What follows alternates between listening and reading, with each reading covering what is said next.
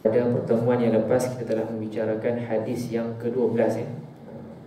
Hadis yang membicarakan bagaimana kebagusan, keindahan, kesempurnaan Islamnya seseorang itu apabila dia mengelakkan dirinya daripada perkara-perkara yang tidak ada faedah, perkara-perkara yang tidak ada kena-mengena dengan dirinya. Baik. Jadi telah kita nyatakan dalam pertemuan yang lalu bahawa hadis ini merupakan satu pengajaran yang begitu utama dalam Islam ini, terangkum padanya. Kenapa?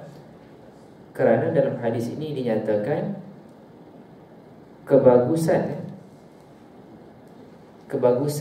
agama Islam seseorang itu, pegangan agamanya itu jadi lebih sempurna apabila dia meninggalkan perkara yang tidak ada faedah baginya. Jadi secara reverse-nya, secara sudut pandang yang berbeza adalah kita diperintahkan untuk melaksanakan perkara yang berguna, berfaedah, yang diperintahkan kepada kita. Jadi kembali kepada intipati agama ini yang menyuruh kepada, yang melibatkan suatu bentuk perintah melaksanakan al-fi'l dan juga perintah untuk meninggalkan at-tark. Ya, baik. Muslimin dan muslimat sekalian, antara perkara yang kita nyatakan dalam pertemuan yang lepas adalah mengelakkan diri kita daripada perkara-perkara yang tidak ada kena-mengena, perkara yang sia-sia. Sungguh pun secara hukum syaraknya, perkara yang sia-sia ini hukumnya harus.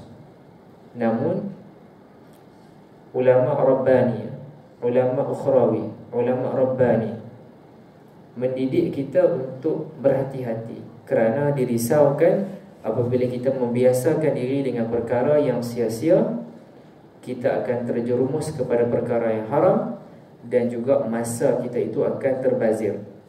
Sepatutnya digunakan untuk berzikir kepada Allah Subhanahu wa taala, namun digunakan untuk perkara-perkara yang tidak ada faedah. Baik. Dalam membicarakan hadis tersebut juga dinyatakan bahawa antara kebaikan orang Islam ini adalah dia tidak akan mencari perkara-perkara yang tidak ada faedah baginya. Rahmat Allah Subhanahu wa taala kepada mereka yang sibuk dengan keaiban diri sendiri berbanding mencari keaiban orang lain. Kalau kita terokai ilmu yang membicarakan tazkiyatun nafsi, ilmu-ilmu kerohanian yang membersihkan jiwa, ilmu-ilmu tentang adab, akhlak, suluk dan seumpamanya, kita akan melihat bahawa sebenarnya aib dan kelemahan diri kita ini lebih banyak. Kalau kita nak teliti itu lebih banyak, sehingga kan kita tak akan sempat nak mencari keburukan dan aib orang lain. Baik. Di sana ada dalil yang menyebutkan, diriwayatkan oleh Sayyidina Abu Hurairah. Ar-Rawi itu ialah Abu Hurairah, yang berbunyi, yubsiru ahadukum al-qadha fi aini akhihi wa yansa al-jid'a fi ainihi. Akhrajahu Ibn al-Mubarak fi az-Zuhdi wa Ibn Hibban wa Abu Na'im fi Hilyatul Awliya. Baik.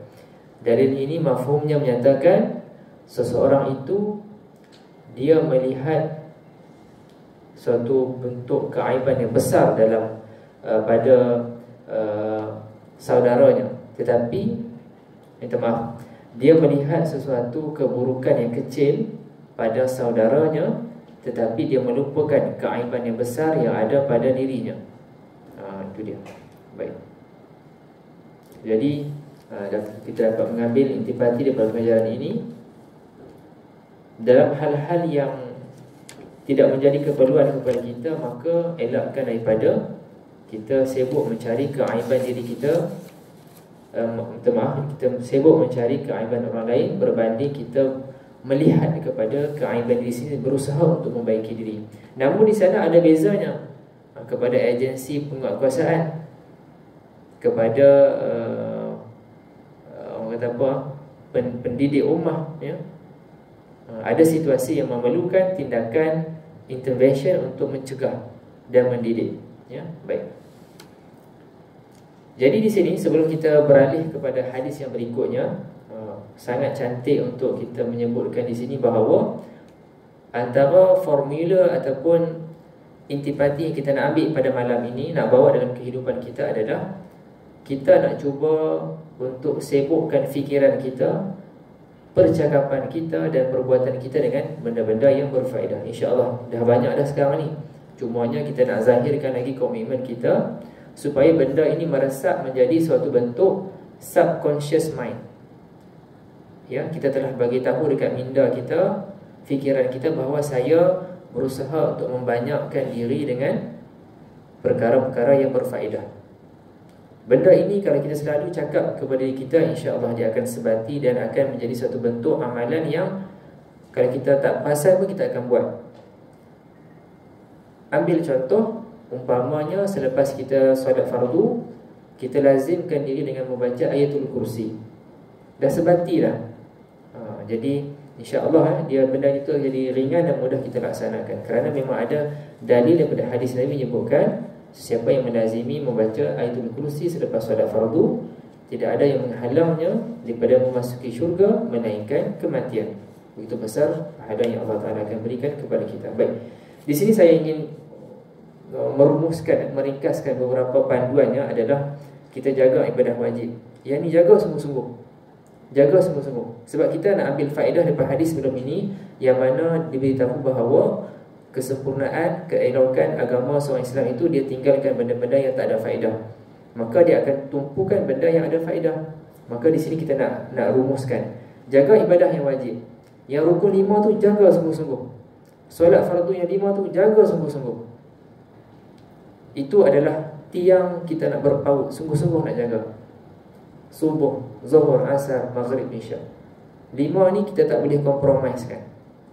Kalau ada kesediaan, kemampuan, ada kelapangan, banyakkan lagi nilai tambah solat fardu tersebut.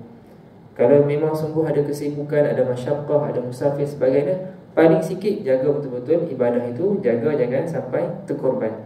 Ya, baik. Yang kedua adalah jauhi larangan. Yang mana yang jelas haram, jelas dilarang, elakkan, jauhkan. Jangan cuba nak berkompromi, nak kata nak cuba sikit-sikit saja, tak boleh. Daripada fikiran itu sendiri kita dah cuba jauhkan. Baik. Seterusnya wujudkan sistem amalan sunat tambahan. Macam tadilah, masing-masing boleh fikir balik apa amalan yang kita nak jadikan satu sistem. Kita nak jadikan amalan yang kita lazimi setiap hari. Yang paling mudah antaranya adalah ayatul kursi tadi. Sebab mau tak mau kita memang kena solat. Kita ikat sekali kepada solat fardu yang kita kena buat. Baca ayatul kursi insya-Allah. Kalau ada kemampuan lagi, amalkan zikir 33 itulah. Yang 33, 33, 3 dan genapkan yang 100 kan. Subhanallah 33, alhamdulillah 33 dan Allahu akbar 33. Baik. Dan di sini juga ya, saya rasa tertarik untuk bawa contoh ataupun pendekatan secara moden yang pada hari ini. Antara yang kita boleh buat ialah kita memanfaatkan telefon yang kita ada untuk menghidupkan bacaan ataupun rakaman kuliah ataupun ayatul Quran yang ada. Ya. Saya tertarik lagi nak kongsikan balik. Ada seorang saudara kita, dia beritahu bagaimana dia nak memanfaatkan riyadhah dia. Sebab kita memang kena ada aktiviti senaman untuk ada kesihatan badan kita. Jadi bagi dia, bagaimana dia nak manfaatkan masa tu, sambil dia berjalan pagi-pagi itu untuk kesihatan tubuh badan dia, dia berzikir juga. Itu contoh bagaimana kita nak bijak mengisi masa kita. Cuba buat eksperimen. Kalau kita memandu ataupun kita jadi penumpang kat sebelah juga, cuba kita berselawat sepanjang perjalanan tu. Saya rasa paling-paling koman pun boleh dapat 1000 lebih kot kalau perjalanan tu ambil masa sejam. Kalau kita berselawat, Allahumma salli ala sayyidina Muhammad, paling sikit Allahumma salli ala sayyidina Muhammad, paling sikit boleh dapat 1000 kali saya, insya-Allah. Paling busuk lah. Kalau nak lebih accurate, ambil digital tasbih tu, tekan tengok dapat. Dan ingat balik, setiap selawat itu akan memberikan kepada kita 10 kebaikan, menghapuskan 10 dosa dan menaikkan 10 darjat. Dan Nabi beritahu di akhirat nanti, siapa yang lebih banyak selawat kepada Nabi, lebih hampir kedudukannya dengan Nabi SAW. Baik. Itu dia. Dan satu lagi saya nak tambah sebelum kita masuk kepada hadis yang berikutnya adalah cuba visualisekan rekod ataupun hasil amalan kita tu. Kalau kat rumah tu ada kalender yang masih kalender fizikal tu, cantikkan. Hari ni dah 200 kali solawat, hari esoknya 200 kali solawat. Jadi sebulan tu kita dah nampak dah, paling sikit pun saya dah selawat 6,000 kali. Jadi insya-Allah kita akan lebih rasa seronok untuk meneruskan usaha berselawat kepada Nabi SAW. Baik, muslimin dan muslimat, insya-Allah malam ini kita akan teruskan dengan hadis yang ke-13, iaitu yang berjudul mengasihi sesama Islam. Okey, baik. Daripada Abi Hamzah Anas Ibn Malik radhiyallahu anhu, khadam Rasulullah sallallahu alaihi wasallam, baginda bersabda, la yu'minu ahadukum hatta yuhibba li akhihi ma yuhibbu li nafsihi. Tidaklah sempurna iman seseorang kamu sehingga dia mengasihi saudaranya seperti mana dia mengasihi dirinya sendiri. Baik. Hadis ini diriwayatkan oleh Al-Imam Al-Bukhari dan juga Imam Muslim. Muttafaqun alaih. Disepakati padanya hadis ini oleh kedua-dua Imam Al-Bukhari dan Imam Muslim rahimahumullah ta'ala. Baik, mari kita berkenalan dan kita mengenali berkenaan dengan Sayyidina Anas bin Malik.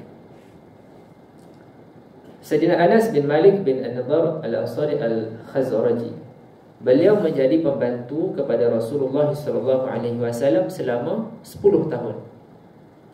Ya. Jadi daripada sini kita dah nampak dah bagaimana dekatnya beliau dengan kehidupan Nabi SAW. Mendapat asuhan dan didikan yang begitu dekat dengan Nabi SAW. 10 tahun menjadi pembantu kepada Sayyidina Rasulullah SAW. Ibunya menghantar kepada Rasulullah SAW untuk menjadi pembantu beliau.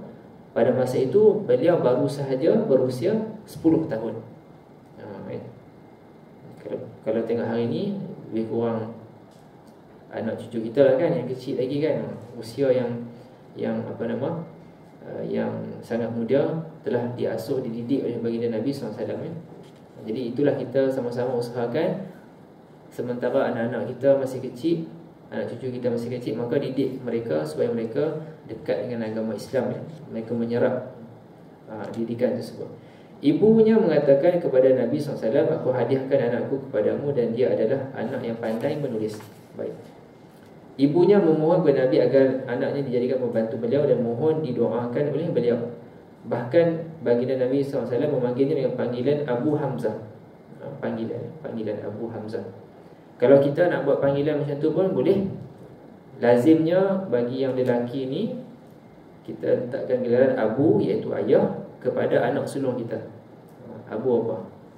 Itu kita boleh gunakan Abu sekian-sekian, ya. Baik. Manakala ibunya ialah Ummu Sulaim radhiyallahu anha. Rasulullah SAW telah mendoakan kepada beliau, iaitu Sayyidina Anas, ya.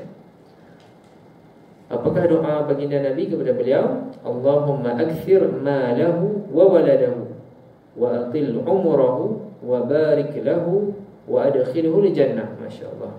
Sangat-sangat hebat doa Nabi ini kepada Sayyidina Anas. Nak apa lagi ni, masya-Allah. Lengkap, ya. Ya Allah, perbanyakkanlah hartanya, ramaikanlah anaknya, panjangkanlah umurnya, dan berkatilah padanya dan masukkanlah dia ke dalam syurga. Masya-Allah. Nak apa lagi? Semua dah dapat dah, kan? Baik.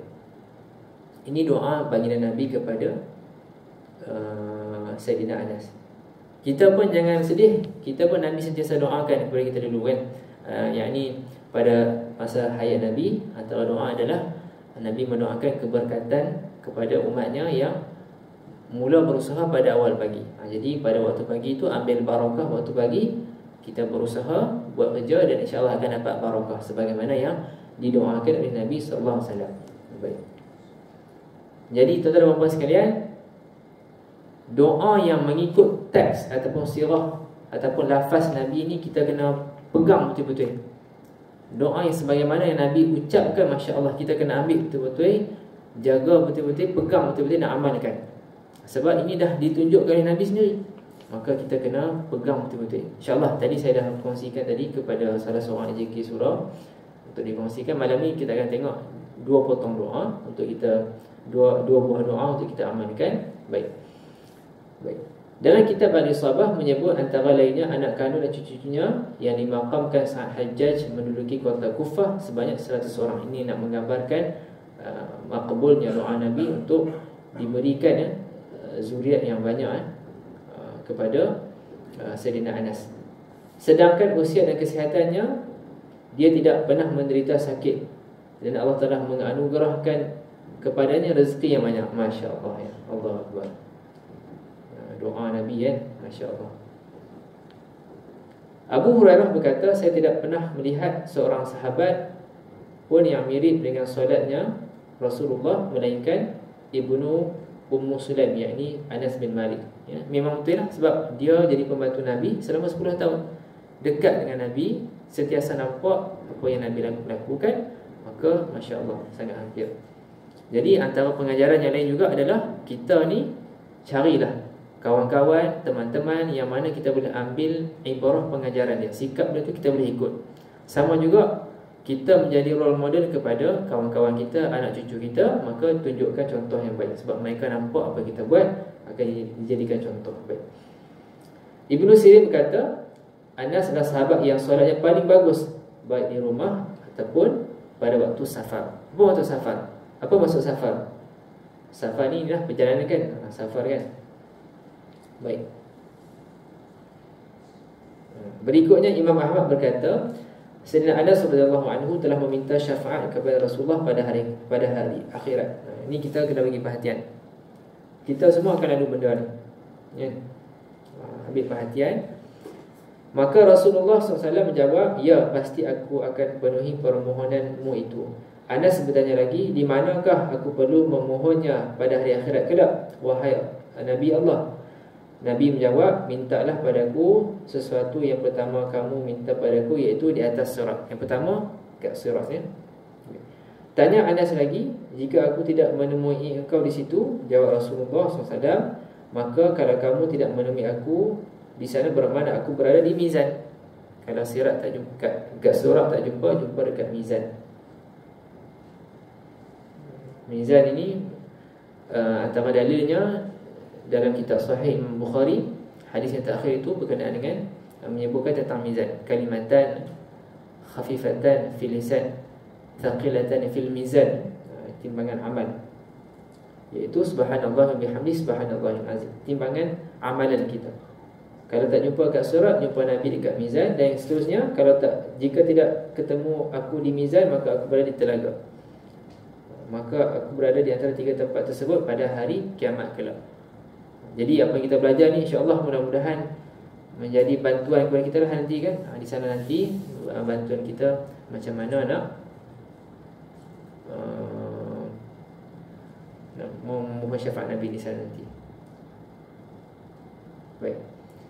Ibnu Jauzi menyebutkan bahawa Sayyidina Anas meriwayatkan hadis dari Nabi sebanyak 2286 buah hadis di dalam Musnad Imam Ahmad, sebanyak 2178 daripada beliau.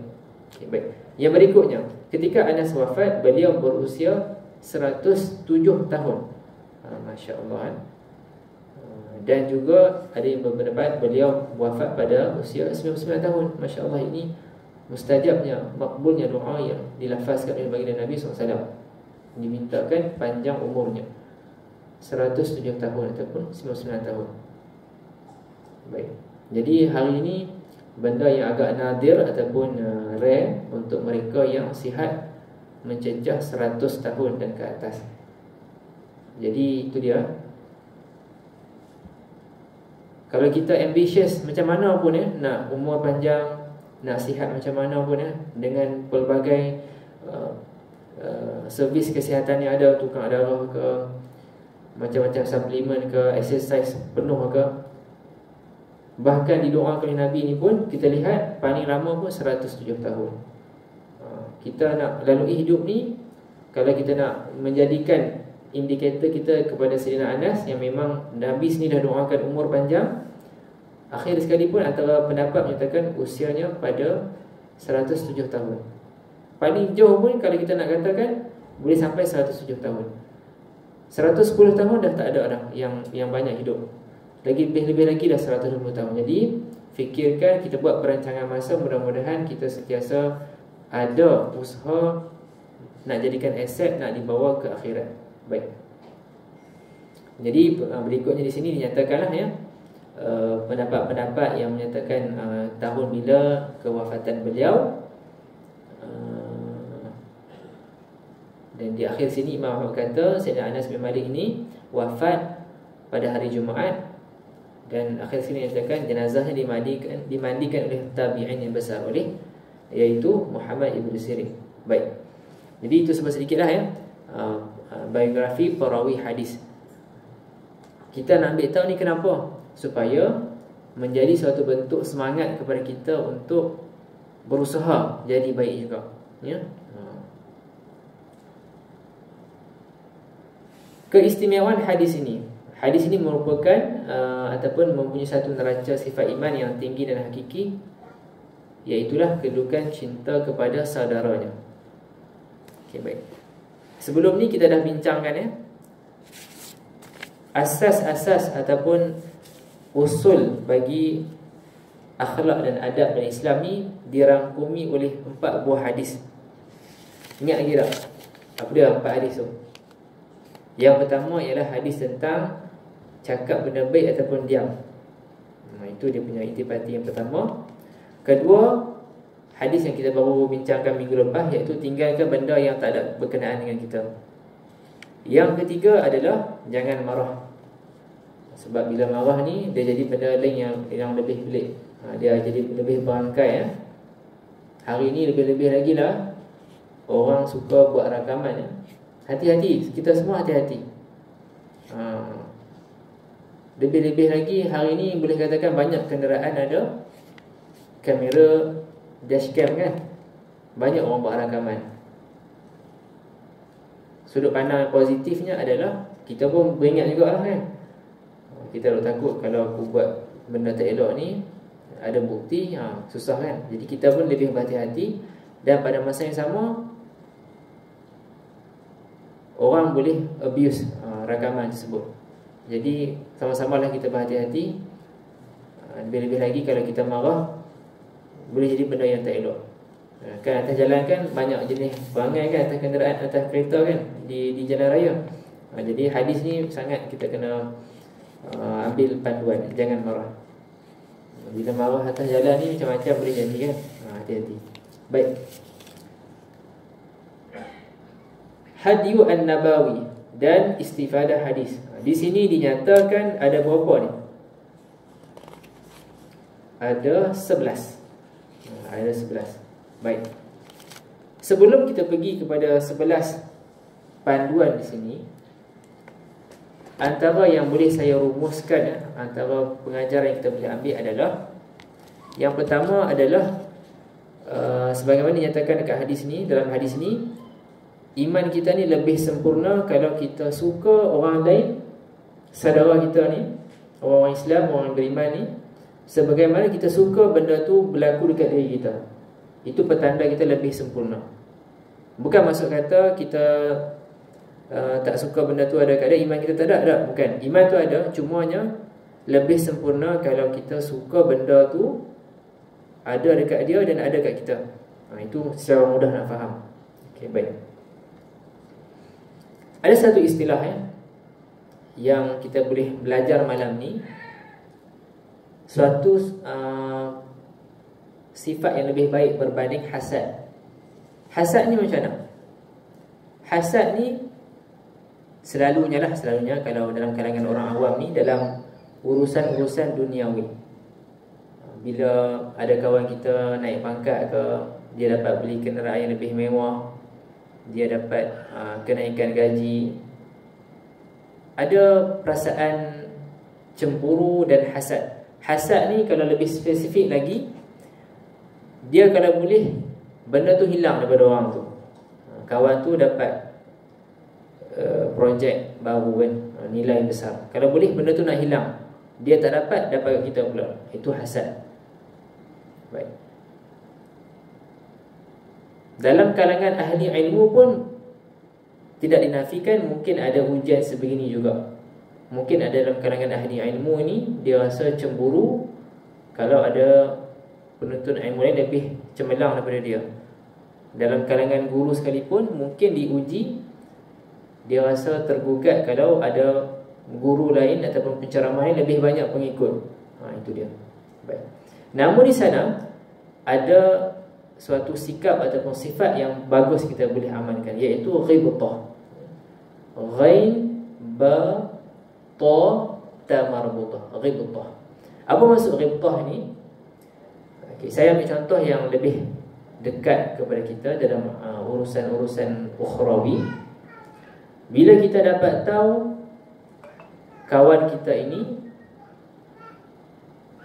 dapat melazimi puasa sunat Isnin Khamis contohnya, kalau orang yang hasad, dia akan berfikir macam mana nak gagalkan orang ni supaya dia tak puasa Isnin Khamis. Itu hasad. Dia tak mau orang tu ada benda tu. Tetapi kalau ghibtah pula, dia sama-sama usaha supaya dia pun boleh puasa Isnin dan Khamis. Seolah-olah dia tidak ada persaingan untuk mengalahkan orang itu supaya dia tak dapat puasa Isnin dan Khamis, tetapi bahkan dia pun sama dapat puasa Isnin dan Khamis. Itu contohnya ghibtah. Dulu saya pernah belajar istilah ni. Ghibtah ni berbeza daripada hasad dengki. Hasad dengki tu busuk hati, busuk perut supaya orang tu tak ada benda tu, kita saja ada. Tapi ghibtah ini sama-sama kita dapat. Okey, baik. Jadi itu adalah antara benda yang sangat utama yang dapat kita kaitkan kepada hadis ini. Baik. Berikutnya, tuan-tuan dan puan sekalian, kita lihat dalam suratul Hashr. Surah Al-Hashr. Surah yang ke-59. Ayat yang ke-10. Di sini ada satu doa, dan insya-Allah kita pernah dengar doa ini, yang mana doa ini berbunyi daripada ayat Al-Quran ya. Rabbana ghafir lana wa li ikhwanina alladhina sabaquna bil iman wa la taj'al fi qulubina ghillan lil ladzina amanu rabbana innaka raufur rahim. Baik. Wahai Tuhan kami, ampunkanlah dosa kami dan dosa-dosa saudara-saudara kami yang mendahului kami dalam iman. Kita minta agar Allah Ta'ala mengampunkan dosa kita dan dosa-dosa saudara kita yang mendahului kita. Dan janganlah engkau jadikan dalam hati perasaan kami hasad dengki dan dendam terhadap orang-orang yang beriman. Wahai Tuhan kami, sesungguhnya engkau amat melimpah belas kasihan dan rahmat. Lihat dalam doa ini, antara benda utama yang kita minta adalah kita minta Allah Ta'ala ampunkan dosa kita dan saudara-saudara dalam agama kita, iaitu orang yang beriman. Innamal mu'minuna ikhwah ya? Ikhwan. Kita mohon keampunan kepada kita dan juga saudara-saudara kita yang beragama Islam, yang beriman. Dan kita minta agar Allah Ta'ala jangan biarkan ada rasa benci, rasa dendam kepada mereka. Ini memang terkait dengan hadis ni lah. Hadis ni dah beritahu tidak sempurna iman seseorang itu sehinggalah dia suka kepada saudaranya sebagaimana dia suka kepada dirinya. Baik. Dapatlah jelas ya?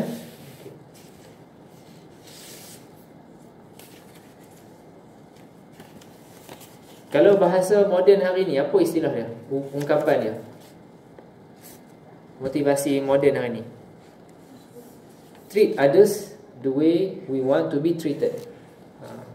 Kita layan orang lain sebagaimana kita suka orang lain layan kepada kita.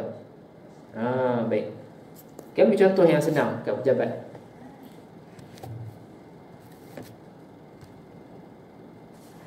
Bila kita tanya orang kan, minta tolong kan, tolong kerja kan, bukannya minta tolong buatkan kerja tu, minta tolong panduan lah. Contohnya ada benda yang kita tak faham lagi, kita akan rasa selesa kalau orang tu dapat luangkan masa dengar pertanyaan kita tu dan bantu sedaya yang boleh. Kita rasa seronok. Bukan awal lagi dah pangkah lah, saya tak boleh tolong, saya sibuk. Jadi kita pun usahakan benda yang sama. Treat others the way we want to be treated. Ya, okey, baik. Okay. Kat sini ada 10 kan? Ada 11. Okay, 11. Okay. Cuba kita buka doa yang dikongsikan tu. InsyaAllah kita sama-sama belajar doa ni. Kalau ada dah dihantarkan dalam bentuk PDF boleh buka kan. Ada 2 buah doa, 2 potong doa yang ada rujukannya daripada hadis Nabi SAW. Okey, baik. Hadis yang pertama ataupun doa yang pertama ini adalah doa yang dirujuk sebagai doa Sayyidina Abdullah ibn Mas'ud. Sangat istimewa doa ini. Apa dia tuan-tuan sekalian? Doa memohon ditempatkan bersama Nabi di syurga nanti. Masya Allah. Baik. Dekat sini kita susun ada 2. Yang atas tu sebagaimana yang ada dalam dalil. Manakala yang kedua di bawahnya itu ditukarkan secara bahasa Arabnya. Kalau kita nak ganti diri, doa itu dilafazkan dengan makna kami. Baik. Yang atas kan, okay. Allahumma inni as'aluka imanan la yartaddu. Ya Allah, sesungguhnya aku memohon daripadamu keimanan yang tidak berganjal. Imanan la yartaddu. Wa na'iman la yanfadu. Dan kenikmatan yang tidak hilang. Dan yang akhir sekali ni, Masya Allah, sangat mahal permohonan ini, iaitu apa dia? Wa murafaqatan nabiyyi fi a'la jannatil khuld.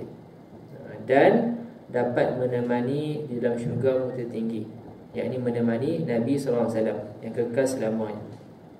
Jadi insya-Allah lah saya berkempen, saya mengajak diri saya sendiri untuk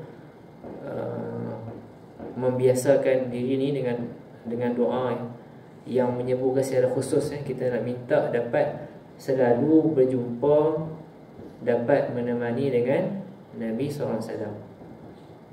Kalau kita pelajari kitab sirah ataupun kitab yang menggambarkan kepimpinan Nabi dan juga para sahabat, betapa seronoknya para sahabat ni, mereka sangat berusaha nak dekat dengan Nabi SAW, nak berkhidmat kepada Nabi. Seronok berada dengan Nabi SAW.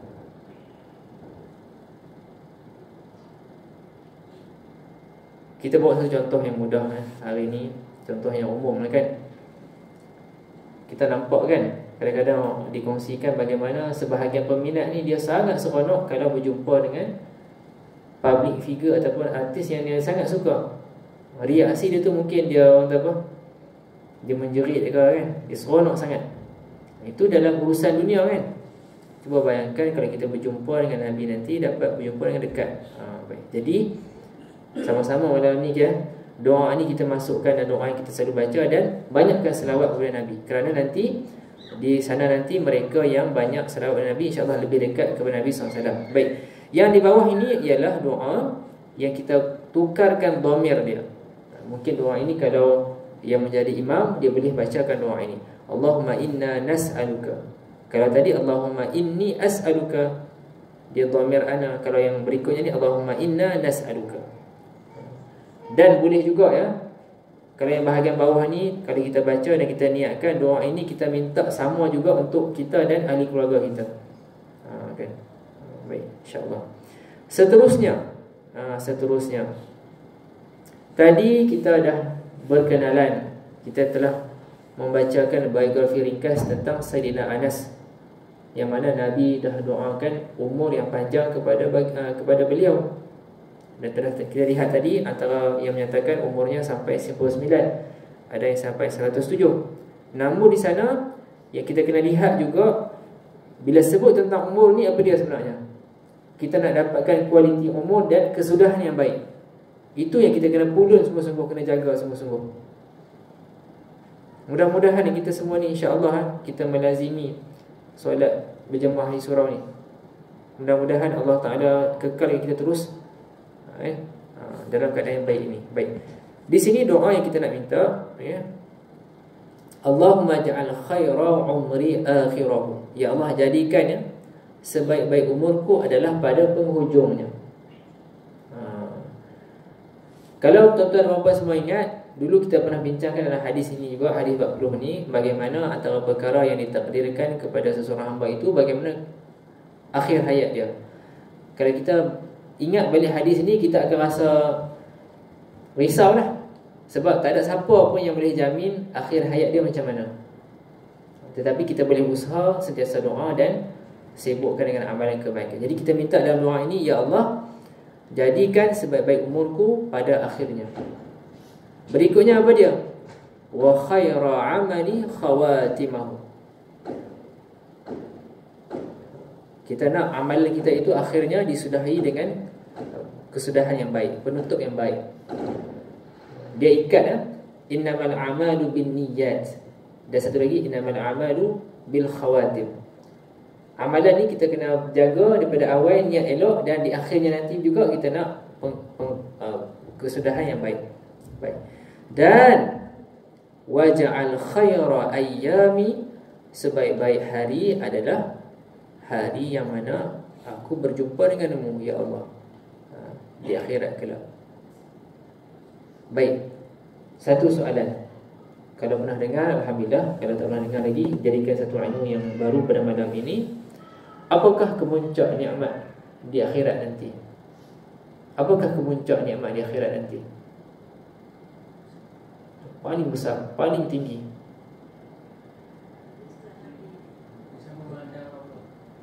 Masya-Allah, jawapan tepat sekali. Ya, kita diberikan keizinan, kenikmatan untuk memandang zat Allah Subhanahu wa taala. Secara kaifiatnya tak boleh fikirlah, itu di luar batas, di luar kemampuan akal kita, tetapi itu dinyatakan antara yang sangat besar nanti. Selain daripada dapat jumpa Nabi kan, Nabi SAW berdampingan dengan Nabi. Jadi antara yang lain adalah kita dapat bertemu, berada dalam syurga nanti, dan antaranya dapat melihat zat Allah Subhanahu wa taala. Baik.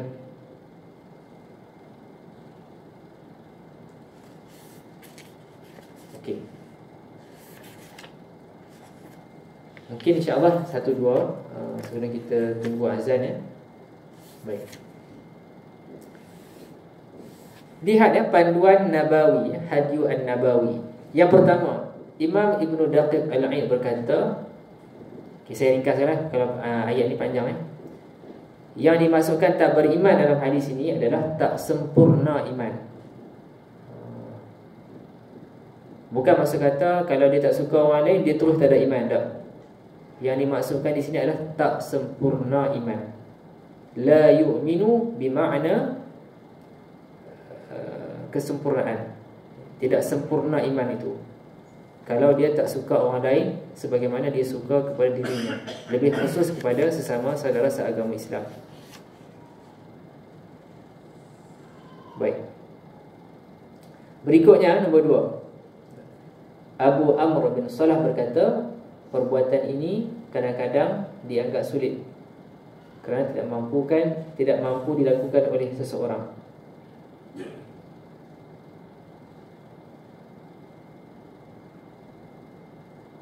Kerana sedangkan benda itu tidaklah sedemikian. Kerana yang dimaksudkan adalah bahawa seorang itu imannya tidak sempurna, sehinggalah dia cinta kebaikan untuk saudaranya sesama Islam sebagaimana dia suka kepada dirinya sendiri.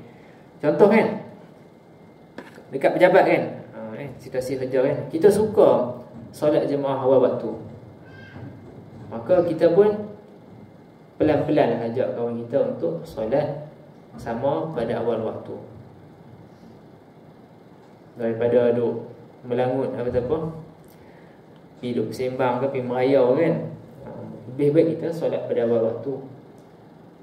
Dulu saya pernah duk sembang, kawan kata, buat satu analogi yang ringkas. Sebahagian orang dia ambil tahu waktu akhir solat. Kenapa? Sebab dia tak mau terlepas sembahyang tu. Contoh waktu syuruk subuh ni, dia ambil tahu sebab apa? Dia nak panjangkan waktu tidur dia. Kalau boleh tu nak bangun 10 minit sebelum syuruk. Ala kulli hal, mudah-mudahan kita peroleh kebaikan lah, kita dapat baiki diri. Yang penting dia sembahyang lah. Tetapi pendekatan tu boleh dibaiki lagi lah. Sebab dia ambil tahu waktu akhir solat tu bukannya dia nak menjaga-jaga, tapi dia nak maksimiskan, mengakhirkan, melewatkan solat tu. Jadi benda tu boleh dibaiki lagi lah. Baik, jadi poin kedua ni adalah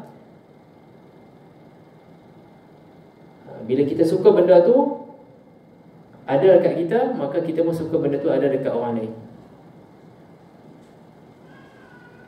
Kita suka main surau, main masjid, jalan elok, kereta tak blok jalan nak main surau, maka kita pun parking elok-elok. Itu contoh yang mudah untuk kita lihat. Baik, muslim-muslimat sekalian, insya-Allah saya rasa insya-Allah untuk malam ni dah kita mencakupi banyak benda-benda yang orang kata apa, fundamental. Mudah-mudahan kita semua ada kekuatan. Kita sebenarnya tak ada banyak masa sebenarnya. Kita dah makin singkat masa kita ni. Jadi sama-sama kita usahakan sungguh-sungguh. Jangan duk perasan kita banyak umur lagi. Kita pun dah tak banyak lah ni. Sama-sama kita usahakan, mudah-mudahan mendapat kesudahan yang baik, insya-Allah. Itu sahaja. Ada apa-apa pertanyaan ataupun perbincangan untuk dikongsikan?